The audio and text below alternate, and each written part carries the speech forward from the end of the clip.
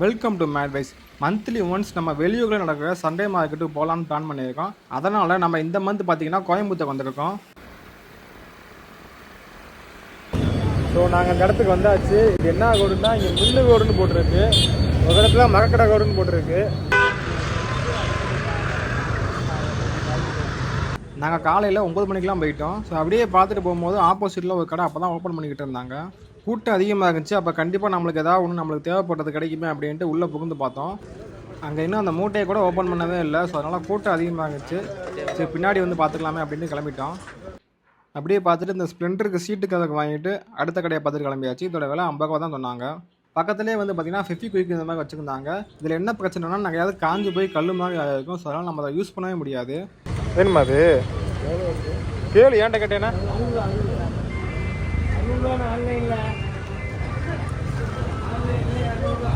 Call okay தான். Blue கலர்லேயே கூட எடுக்கணும், ஆயுத கலரில் கூட ரோஸ் கலர் வாங்கி வச்சுக்க கம்மியாக தான் வேணும். நாங்கள் தேடி வந்தது எலக்ட்ரானிக்ஸு. ஆனால் இங்கே ஃபுல்லாமே வந்து வீட்டு உபயோக பொருட்கள் தான் அதிகமாக இருக்குது.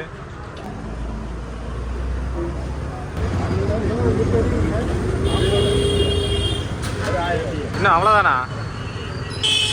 நாங்கள் இப்போ தான் வந்தோம், வந்து 5 நிமிஷம் தான் நடந்தோம். அதுக்குள்ளே சந்தேகம் முடிஞ்சு போச்சு. இப்போ திரும்பி தான் போகணுமா?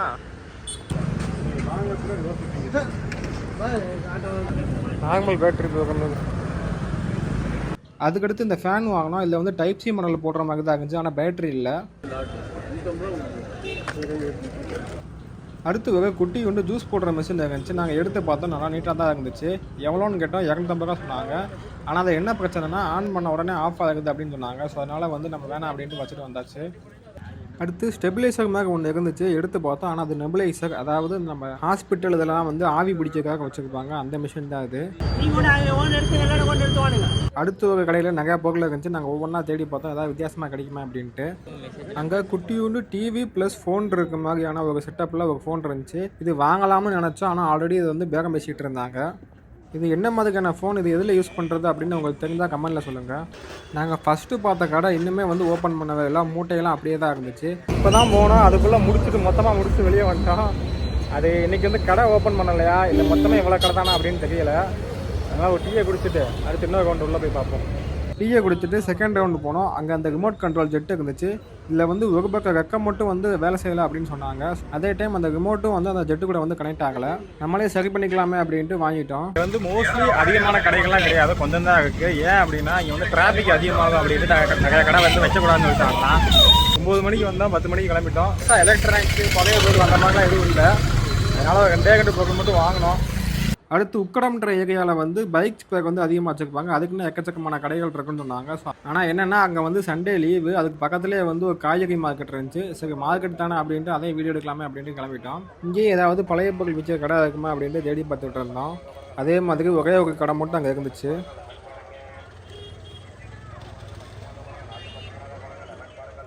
ஜாய்ஸ்டிக்னு நினச்சி எடுத்து பார்த்தோம், ஆனால் அது வந்து ட்ரோன் ஜாய்ஸ்டிக்கு. அடுத்து லாஜிடிக்கோட கீபோர்டு ஒன்று இருந்துச்சு, எடுத்து பார்த்தோம், நீட்டாகவே இருந்துச்சு, எந்த பட்டன்ஸும் வந்து உடையலை. அதனால் அந்த கீபோர்டு மட்டும் வாங்கினோம். அடுத்து ஒரு டூல்ஸ் கூட வந்து போட்டு வச்சுருந்தாங்க, எல்லாமே புதுசு தான். அங்கே அந்த வண்டி கலட்டுறதுக்கான டூல்ஸும் ஒரு பேட்டரி ட்ரில்லிங் மிஷினும் இருந்துச்சு. இது 2மே வாங்கியாச்சு. அடுத்து போன ஒரு கடையில் ஒரு ஐபேட் இருந்துச்சு. ஆனால் இது பழைய மாடல் ஐபேடு. இதில் வந்து யூடியூப் எதுவுமே வந்து வேலை செய்யாது. ஜஸ்ட் வந்து நம்ம ஃபோட்டோஸை வந்து ஏற்றி வச்சுக்கிட்டு சும்மா பார்க்க மட்டும் வேணால் யூஸ் பண்ணிக்கலாம். மற்றபடி இதை டெய்லி பர்பஸ்க்குலாம் யூஸ் பண்ணுறதுன்றது ரொம்ப கஷ்டம். இதெல்லாம் பார்த்து முடிச்சுட்டு இன்னொரு முக்கியமான இடத்துக்கு போனோம். இப்போ நாங்கள் அடுத்ததாக ஒரு இடத்துக்கு வந்ததுக்கா, அதுதான் இந்த ஜிடி நாயுடு மியூசியம். இந்த மியூசியம் பார்த்திங்கன்னா திங்கக்கிழமை வந்து லீவு. இதுக்குள்ளே பார்த்திங்கன்னா 3 விதமான மியூசியம் இருக்குது. நம்ம எந்த மியூசியத்துக்கு போகணுமோ அந்த பட்டனை வந்து ப்ரெஸ் பண்ணோம் அப்படின்னா டிவியில் அந்த மியூசியமில் என்னென்ன இருக்குது அப்படின்றத வந்து காமிச்சிடும். ஸோ நம்ம அதை சூஸ் பண்ணிவிட்டு நம்ம அந்த மியூசியம் மட்டும் போகலாம். இதோட டிக்கெட் விலை பார்த்திங்கன்னா ஒவ்வொரு மியூசியத்துக்குமே தனித்தனியாக சார்ஜ் பண்ணுறாங்க. நாங்கள் சூஸ் பண்ணது கார் மியூசியம் மட்டும் தான், அதுக்கு 175 வாங்கினாங்க. நீங்கள் சின்ன பசங்களோட போனீங்கன்னா அந்த சயின்ஸ் மியூசியம், அந்த எக்ஸ்பெரிமெண்ட் மியூசியத்துக்குலாம் போகிறீங்க அப்படின்னா நல்லா இருக்கும். அது இதோட டைமிங்னு பார்த்திங்கன்னா காலையில் 9 மணிலேருந்து ஈவினிங் 6:30 வரைக்கும்.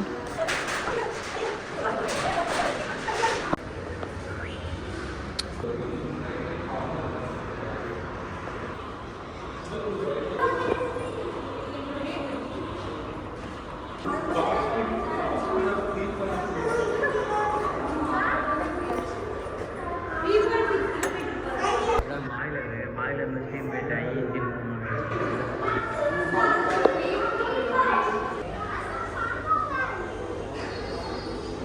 ஓகே போதும் வா.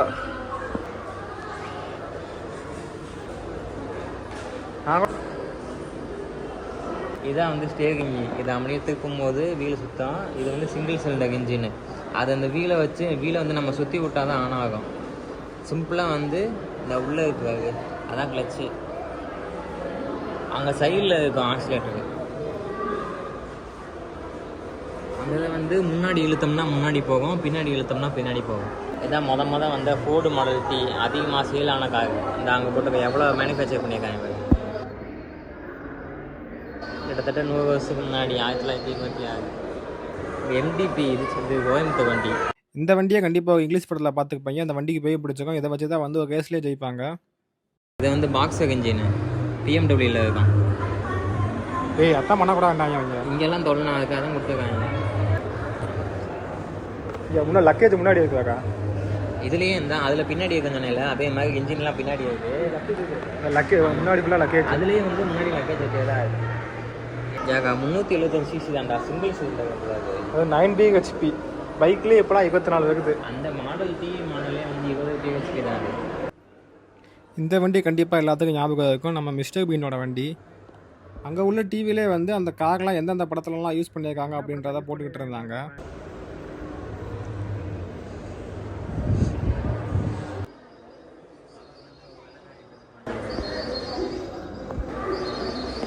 இதான் GD9 ஃபஸ்ட்டு வண்டி. அது வீல் இருக்குது, நடுவில் பெடல் இருக்குது. இதுதான் இது செல்ஃப் மாட்டுது, இது கிக் ஸ்டார்ட்டுது. இதெல்லாம் அவங்க யூஸ் பண்ண பைக்கில் இருந்த ஒரிஜினல் பார்ட்ஸ் எல்லாமே. அங்கிட்டு தாங்க வந்தோம். அங்கிட்டு பொம்மை உட்காந்து நினைக்கிறேன்.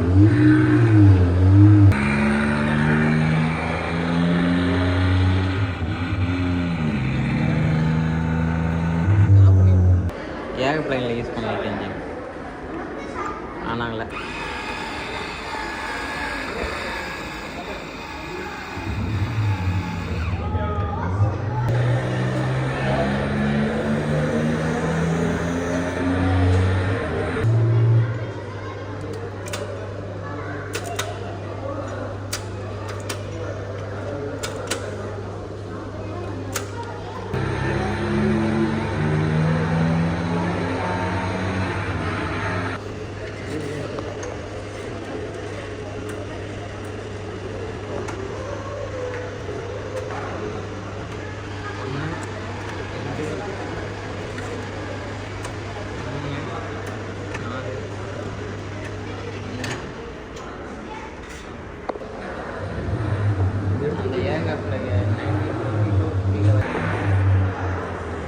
இதாண்டா பயங்கரமாக இருக்குது. இதுடா தசவதாகம் படத்தில் கமல் ஓட்டுவார்ல, கமல் ஓட்டுற வண்டிடா. இந்த வண்டி எத்தனை பேத்துக்கு ஞாபகம் இருக்குன்னு தெரியல. இதுவுமே வந்து மிஸ்டர் பீன் படத்தில் யூஸ் பண்ண வண்டி தான். அடுத்து பார்க்க போகிற வண்டி கண்டிப்பாக எல்லாத்துக்குமே தெரிஞ்சுக்கும். அதுவும் கேரளா வண்டிடா. இந்த மியூசியத்துலேயே நான் பார்த்த ஒரு பயங்கரமான வண்டினா அது இதுதான். ஸ்டெப்னிலாம் இருக்கிறாரு. வீலே எவ்வளோ பக்ஸாக இருந்தாங்க. இந்த மாதிரி வீல் எந்த வண்டிலையும் நகர்த்து கிடையாது.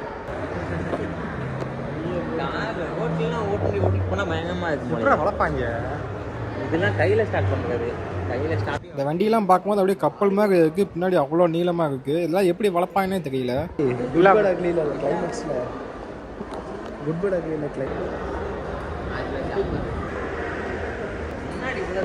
நம்ம ஓட்டுறவங்க எப்படிலாம் தெரியுங்க. இல்லை விண்டோவே கிடையாது. மழை பெஞ்சா உட்காந்துட்டு போக வேண்டியதான். நல்லா இருக்குல்ல. அதெல்லாம் காற்று வகானா எம்டிசிடா. எம்டிசினா எந்த ஒரு வண்டியில் இருக்குது. இதை பார்க்கும்போது இப்படிலாம் வண்டி நம்ம ஊரில் இருக்கும் அப்படின்னு தோணுச்சு. இந்த மாதிரி தானே வண்டி வாங்கணும். மாட்டை ஃபுல்லாக க்ளோஸ் பண்ணிவிட்டு எவ்வளோ ஸ்பீடாக ஓட்டிக்கலாம். இந்த வண்டியுமே ஒரு படத்தில் யூஸ் பண்ணியிருப்பாங்க. இதில் தான் வந்து ஹைதராபாத்துக்கு போவாங்க. அது என்ன படம்ன்றதை கரெக்டாக கமெண்ட்டில் சொல்லுங்கள் பார்ப்போம். இதெல்லாம் பார்த்து முடிச்சுட்டு அடுத்த ஃப்ளோருக்கு போயிட்டோம். அங்கே போனதுமே முதல்ல எங்கள் கண்ணில் பட்டது இந்த உடுமலை டு பழனி போகிற பஸ்ஸு தான். இந்த பஸ்ஸை பற்றி ஒரு ஷார்ட்ஸ் வீடியோ நாங்கள் 4 முன்னாடி போட்டிருக்கோம். அதுக்கடுத்து இந்த பக்கம் அம்பாசிடர் மாதிரியான கார்லாம் நிறையா இருந்துச்சு.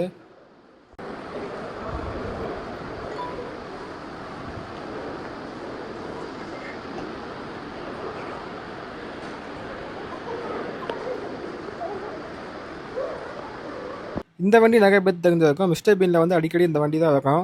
நாங்கள் மெயினாக பார்க்கலான்னு அந்த வண்டி ஃபுல்லாக இனிமேல் தான் இருக்குது. இனிமேல் ஃபுல்லாக வரது எல்லாமே ரேசிங்க்கு யூஸ் பண்ண கார் தான் அதிகமாக இருக்கும்.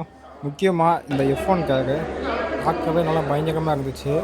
ஒவ்வொரு வண்டியும் எல்லாம் பார்க்கவே நல்லா பயங்கரமாக இருந்துச்சு. நம்மளுக்கு வீடியோவில் பார்க்கறதுக்கு இப்போ சிம்பிளாக இருக்கிற மாதிரி தெரியும். பட் நேரில் பக்கத்தில் நின்று பார்க்கும்போது அந்த வண்டியோட ஃபீலே வந்து பயங்கரமாக இருந்துச்சு. முக்கியமாக இந்த லம்போகினி அப்படியே அந்த ஆரஞ்சு கலரில் அந்த லைட்டிங்க்கு அந்த எஃபெக்ட்டுக்கும் அப்படியே ஒரு மாதிரி செமையாக இருந்துச்சு. இந்த வண்டி தான் நிறைய பேர் ரொம்ப ஆச்சரியமாக பார்த்துட்டு இருந்தாங்க. இந்த வண்டி எந்தெந்த ரேஸ்லலாம் கலந்துக்கிட்டுச்சு அப்படின்ற ஒரிஜினல் ஃபுட்டேஜுமே வந்து நாங்கள் டிவியில் ஓடிட்டு இருந்துச்சு.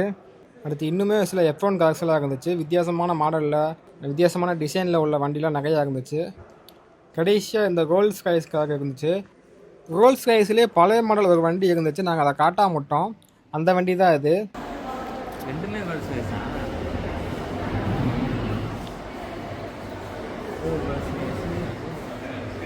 அப்படியே இந்த பக்கம் பார்த்தீங்கன்னா ஒரு வண்டியவே தனித்தனியாக பாட்டாக பிரித்து வச்சுருந்தாங்க. ஸோ அவ்வளோதான், பார்க்க வேண்டிய வண்டியெல்லாம் பார்த்தாச்சு. இன்னைக்கு கிளம்ப வேண்டியதுதான். அப்படியே வீட்டுக்கு போய் தூங்கி எழுந்திரிச்சிட்டு நைட் ஒரு மார்க்கெட்டுக்கு போனோம். அதுதான் இந்த டிஷர்ட் மார்க்கெட்டு. இங்கே வந்து எல்லா விதமான டிஷர்ட்டுமே இருக்கும், கம்மியான விலைக்குமே இருக்கும். ஸோ நாங்களுமே டிஷர்ட்டு ட்ராக் எல்லாம் வாங்கலாமே அப்படின்ட்டு வாங்கினோம். நாங்களும் எல்லா கடைக்கும் போயிட்டு 2 டிஷர்ட்டாக வந்து எல்லா கடையிலையுமே வாங்கினோம். லாஸ்ட்டாக ஒரு கடைக்கு போனோம். அங்கே போகும்போதே மணி 9 மணி ஆகிடுச்சு. கடைக்குள்ளே நாங்கள் மட்டும்தான் இருந்தோம். அங்கேயும் கொஞ்சம் ட்ரெஸ்ஸெலாம் வாங்கினோம். அதுக்குள்ளேயே இன்னொரு ஃப்ளோரில் எலக்ட்ரானிக் ஐட்டம்ஸ்லாம் வச்சுருந்தாங்க. அங்கே இந்த போஸ் மிஷின் வாங்கினோம். இதோட ஆன்லைன் ப்ரைஸ் வந்து 9,000 ரூபா போட்டிருந்தாங்க. இதை நாங்கள் எவ்வளோக்கு வாங்கியிருப்போம்னு உங்களால் கெஸ் பண்ண முடிஞ்சா கமெண்ட்டில் சொல்லுங்கள்.